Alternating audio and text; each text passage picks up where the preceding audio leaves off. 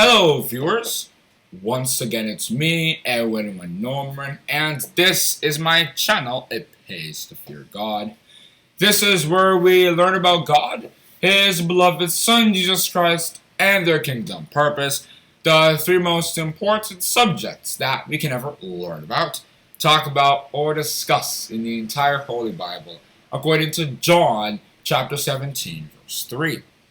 The subject that I have prepared for you and myself today is captioned, Will You Go to Heaven?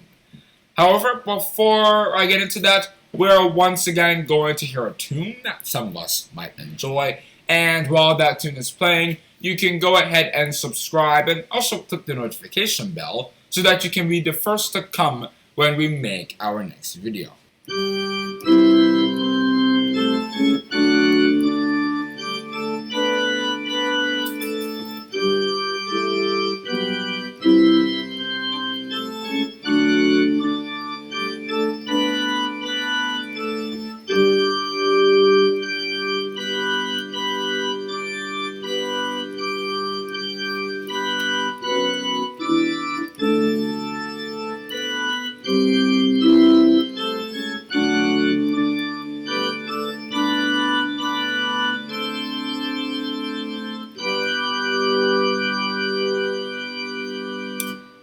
Once again, the subject that I have prepared for you and myself today is captioned, Will You Go to Heaven?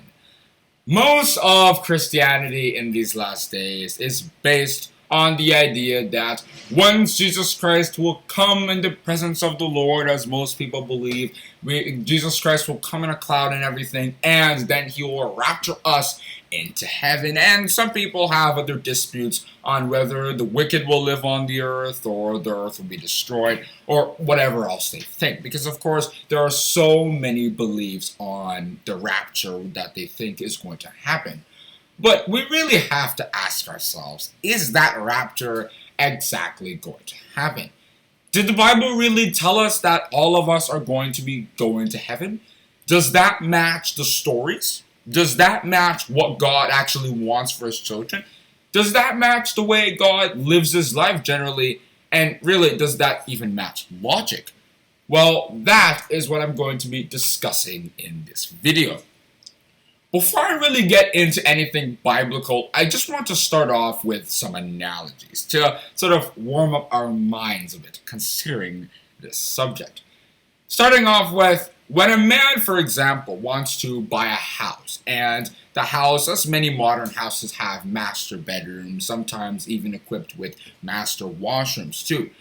When the man buys the house, does the man give the children the master bedroom, or does he reserve the master bedroom for himself and his wife? I think that question is easy enough to answer. The man will reserve it for himself and his wife, and then the other bedrooms that the house is equipped with will be given to the children, even pets if they have any, etc. Whichever way, but usually it's the master bedroom given to the people who own the house and work for the money to buy the house. Or when a president wants to choose his ministers, let's say, because of course a president never rules alone. President can't just choose everybody. No, there are only certain people that will decide, that the president will decide to accept into his fold. Not everybody can be the commander of an army either. I use these analogies to help us understand that everybody can't just go to heaven. That wouldn't really fit God's structure. And the Levites in the Old Testament were structured in this exact way. If we read Numbers chapter 3 verse 12 and chapter 8 in verses 14 and 19, we see that out of the 12 tribes of Israel that had been rescued from the land of Egypt, from Exodus chapter 7 to Exodus chapter 15, when the Egyptians came to try to bring them back and the whole story went like that, we see that God didn't just let things be like that. He wanted a tribe to join the priest and stuff to sort of rule the land, take control of the land and the people that were dwelling in it. And those people happens to be the Levites. In Numbers chapter 8, verse 14, God himself had stated, "Thus shalt thou separate the Levites from among the children of Israel, and the Levites shall be mine." They were chosen to assist the people, or the priest, in keeping the temple, the sanctuary, or the tabernacle of God together, making sure that it's clean, making sure that the sacrifices were done, both for the priests themselves and also for the children of Israel, the other 11 tribes that they were supposed to be leading, which they did successfully, and that is how God wanted it. He didn't want this random structure where everybody just leads themselves the way democracy is today, etc. God wanted structure. He is a man of principle and a man of structure. If we read Malachi chapter 3, verse 6. And the way the Levites were chosen out of the 12 tribes of Israel, meaning they sort of had a more special position, especially considering their closeness to God. The heavens aren't really much different.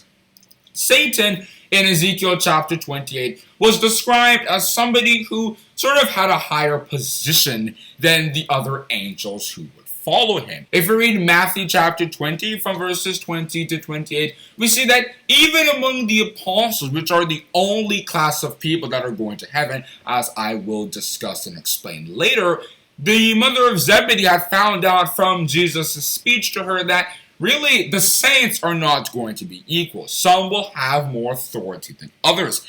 This doesn't mean, because St. Peter or St. James had important roles in the history of Christianity, those other people. It doesn't really have anything to do with that. It is God himself that has the ultimate decision on who will sit on the right hand of Jesus and who will sit on the left, as Jesus Christ had himself told the mother of Zebedee, or the Zebedees. If you also read Romans chapter 12, verse 4, it also talks about how the saints and the people in heaven, and also the ones on earth, like I discussed with the Levites, are not the same.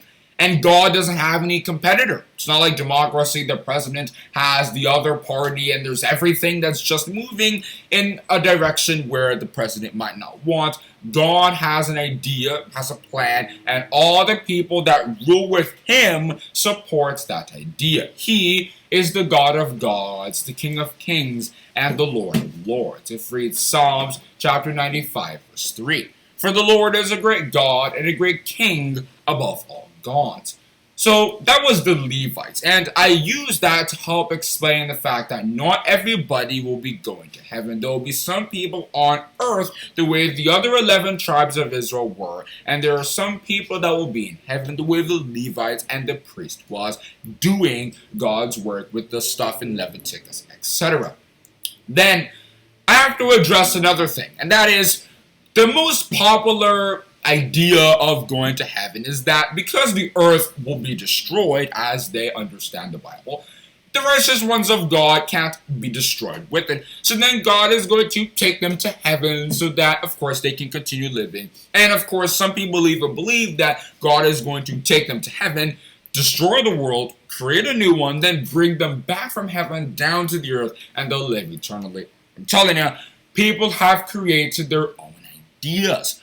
But if we read 1 John chapter 2, verse 17, talking about how the earth will pass away, and Revelation chapter 21, verse 1, that doesn't mean that the earth is going to be destroyed. Neither does Isaiah chapter 65, verse 17, 2 Peter chapter 3, verse 13, and Revelation chapter 21, verse 1, as I just cited, mean that God is going to destroy this world and create a new one, interpreted physically. The new heavens and the new earth means a new way of living, a new authority.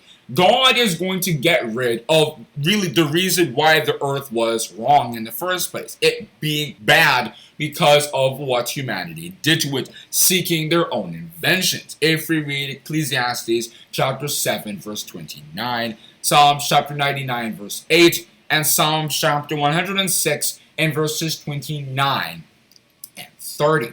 We see that God is not going to physically destroy this world, but he is going to rather change the things that are bad in it, namely slavery, wickedness, oppression, ignorance, etc. And some of these things have been talked about in Isaiah chapter 58, verse 6. If you read the whole chapter, we see that God was talking a lot about, first with the Israelites and with Christianity, and in this last days, how God was going to rescue, the idea of rescuing. But specifically in verse 6, God himself had stated, "Is not this the fast that I have chosen, to loose the bands of wickedness, to undo the heavy burdens, to let the oppressed go free, and that ye break every yoke?" What that means is God is going to change things so that people will serve one another. The way Jesus Christ did not come down to this world to be served, but to serve others. If we read Matthew chapter 20, verse 28. Even as the Son of Man came not to be ministered unto, but to minister and to give his life a ransom for many. And many other places in the New Testament, while he was alive on this earth, expressed that idea when he washed the disciples' feet in John chapter 13 from verses 1 to 10. It was the same idea of, I am not to be served, but I am going to be serving others. And every righteous one of God who is going to take part in the kingdom of heaven in the future, or the kingdom of God, is also going to have to be in that condition.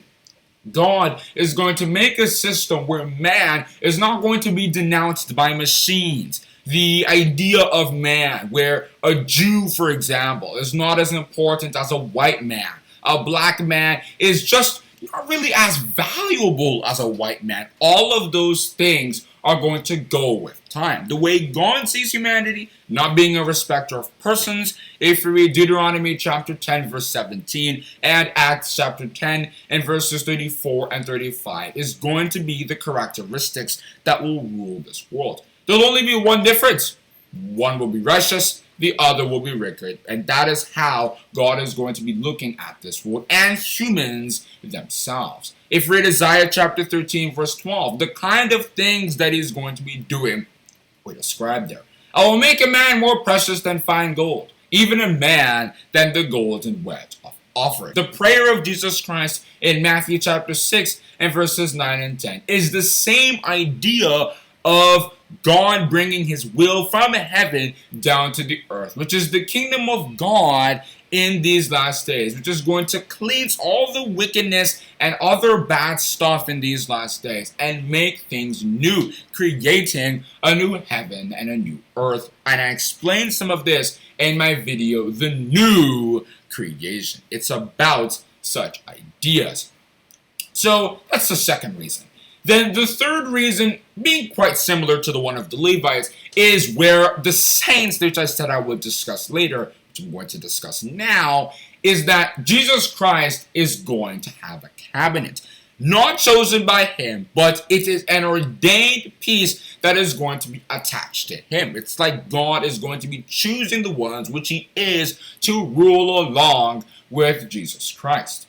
Such people were described as the wives of Jesus Christ in Revelation chapter 14 verse 4 and chapter 19 from verses 6 to 8. And just as how the Levites were supposed to and did assist the priest in the sacrifices, keeping the temple together, the Day of Atonement, and the other traditions in the book of Leviticus, these saints are going to be assisting Jesus Christ in fulfilling prophecies, namely being to judge the world and to gather his children. If we read Isaiah chapter 40 verse 11 and chapter 11 verse 12. Their rules were also discussed in Luke chapter 22 from verses 28 to 30, for example, where Jesus Christ had told them, "Ye are they which have continued with me in my temptations, and I appoint unto you a kingdom, as my Father hath appointed unto me, that ye may eat and drink at my table in my kingdom, and sit on thrones judging the 12 tribes of Israel," representing everybody, of course, in these last days. In Isaiah chapter 32 verse 1, it states, "A king shall reign in righteousness, and princes shall rule in judgment." What are those princes? Those are the saints who are going to be judging this world. And in Psalms chapter 149, from verses 5 to 9, David also going into some more extensive details on what the saints are going to be doing in these last days, had stated, "Let the saints be joyful in glory. Let them sing aloud upon their beds. Let the high praises of God be in their mouth, and a two-edged sword in their hand, to execute vengeance upon the heathen and punishments upon the people, to bind their kings with chains and their nobles with fetters of iron, to execute upon them the judgments written. This honor hath all his saints. Praise ye the Lord. Once again, Psalms chapter 149 from verses 5 to 9. The saints and Jesus Christ are going to be ruling with a rod of iron. If we read Psalms chapter 110 verse 2 and Revelation chapter 2 verse 27. It's very important indeed that we keep all of this in mind. The saints are going to be assisting Jesus Christ, judging angels. If we read 1 Corinthians chapter 6 verse 3. And they have their own separate inheritance with Jesus Christ. If we read Romans chapter 8 verse 29, them being predestinated from the foundation of the world. If we read Ephesians chapter 1 verse 4, if you also read 1 Thessalonians chapter 4 and verses 17 and 18, 1 Corinthians chapter 15 from verses 48 to 53, and many other places in the New Testament, it talks about the inheritance of the saints. They are going to be having a special living with Jesus Christ and God Almighty in heaven. But is that the only evidence that we're not going to heaven? Well, of course, that is not it. If we read Matthew chapter 5 verse 5, Jesus Christ had stated, "Blessed are the meek, righteous ones of God, for they shall inherit the earth." In Psalms chapter 37 and verses 10 and 11, specifically verse 11, David the psalmist had stated, "But the meek shall inherit the earth and shall delight themselves in the abundance of peace." In Ephesians chapter 1 verse 10, St. Paul was talking about people who will be guided by God both in heaven and in earth, meaning righteous ones of God who will be living here and will be living in heaven. It's very important that we understand this. In Isaiah chapter 57 verse 15, that verse does not mean that God is going to be living with the righteous ones of God, but it means righteous ones of God are very pricey to God, very precious to God, the way God himself is, and they're going to be exalted the way God is. For thus saith the high and lofty one, that inhabiteth eternity, whose name is holy. I dwell in the high and holy place, with him also that is of a contrite and humble spirit, to revive the spirit of the humble, and to revive the heart of the contrite ones. I must once again say that does not mean righteous ones of God are going to be living in heaven, but it means that they are going to be exalted. If we read Ezekiel chapter 21 verse 26, Haggai chapter 2 and verses 6, 7, and 9, Luke chapter 14 verse 11, Matthew chapter 23 verse 12, James chapter 4 and verses 6 and 10, 1 Peter chapter 5 verse 5, and many other places all over the Bible. If you also think that we can use Elijah to explain how we're going to be going to heaven because Elijah went to heaven, Jesus Christ, who came down to this earth way after Elijah had apparently ascended to heaven, had stated, "No man hath ascended up to heaven, but he that came down from heaven, even the Son of Man, which is in heaven." John chapter 3 verse 13. St. Peter also told us that David, a very popular patriarch of God, had not ascended up to heaven in Acts chapter 2 verse 34. I hope I have now made it clear whether we are going to heaven or not. The answer to that question is no. But that isn't necessarily a disappointment. That's not necessarily a bad thing. God's system does not work like the systems of this world, where if you're a rich man, you're a rich man, you're a good man. If you're a poor man, you're a nobody. You're nobody, you're a nobody. It doesn't really matter how good you are. It doesn't matter what made you that. You're that, and you're that. That's where it ends. That's the human system. But God's system, a righteous man here and a righteous man there are both good. They're both loved. After all, the saints were redeemed from among men. If we read Revelation chapter 14, verse 4. They're not these fantastic magicians or something. No. After all, you saw the disciples. They weren't these magicians or fantastic people. But God still makes them special. They are still special because they have this specialty. They're closer to God than the rest of his righteous ones. But a righteous man will be content with the position that he has because he knows and he believes that God still loves me because I love him. And of course, God does not resist the humble. He resists the proud, of course, but he gives grace unto the humble. If read James chapter 4, verse 10. And I choose to talk no further on the subject, will you go to heaven? To conclude this episode, we are once again going to hear a tune that some of us might enjoy.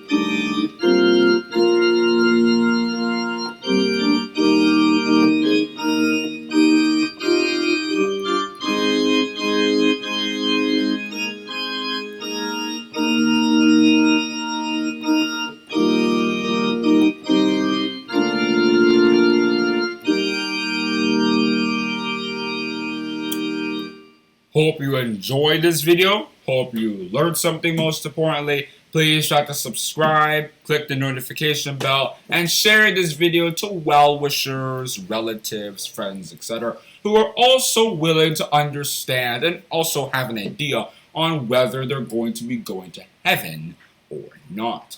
Thank you for listening.